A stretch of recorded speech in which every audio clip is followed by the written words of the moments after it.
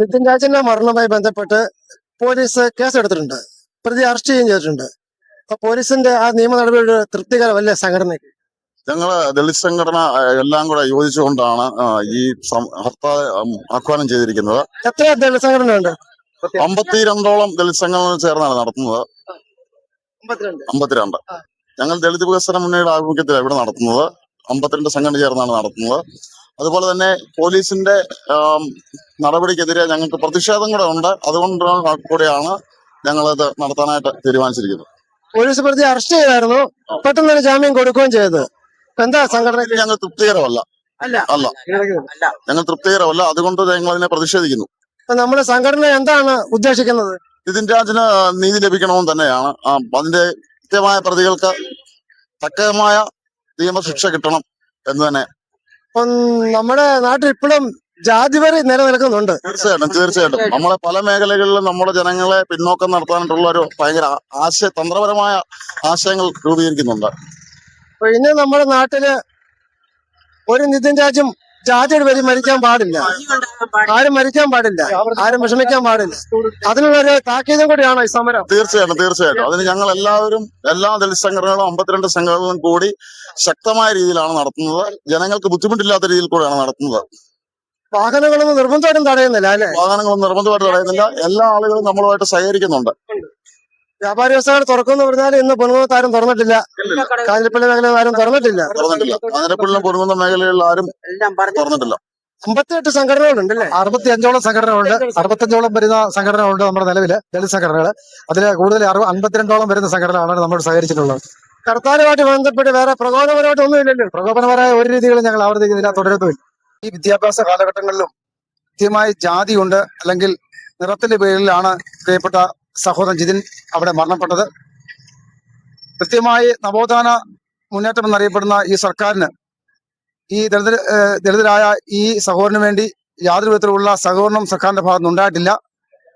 കൊലപാതകികളെ സംരക്ഷിക്കുന്ന ഒരു നിലപാടാണ് ഈ സർക്കാരിന് ഉണ്ടായിരിക്കുന്നത്.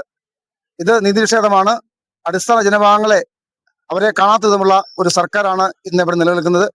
അതുകൊണ്ട് ഇങ്ങനെയുള്ള ഈ നിതിന്മാരെ ഇനിയും ഈ കേരളത്തിലോ ഇന്ത്യ മഹാരാജ്യത്തോ ഉണ്ടാകുവാൻ ഞങ്ങൾ അനുവദിക്കുന്നതല്ല.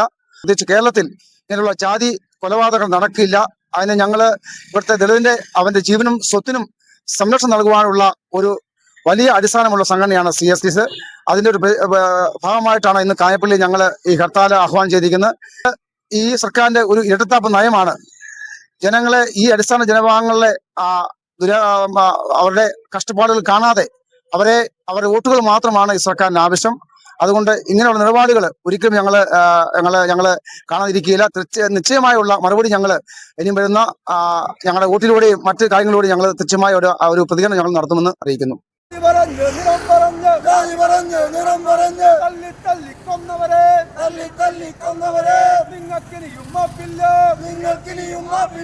നിങ്ങൾക്കെതിരെ ഉയരുന്നു പ്രതിഷേധത്തിൽ ശബ്ദമിത്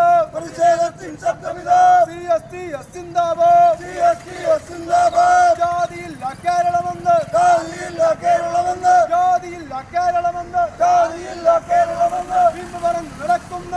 വീണ്ടും പറഞ്ഞു നടക്കുന്നവരെ അയ്യോ ഇത് നാണക്കേട്, അയ്യോ ഇത് മാനക്കേട്. നിങ്ങൾക്കെതിരെ ഉയരുന്നു CSTS സിന്ദാബാദ്. ജയ് CSTS, ജയ് CSTS, ജയ് KK സുരേഷ്, ജയ് KK സുരേഷ്.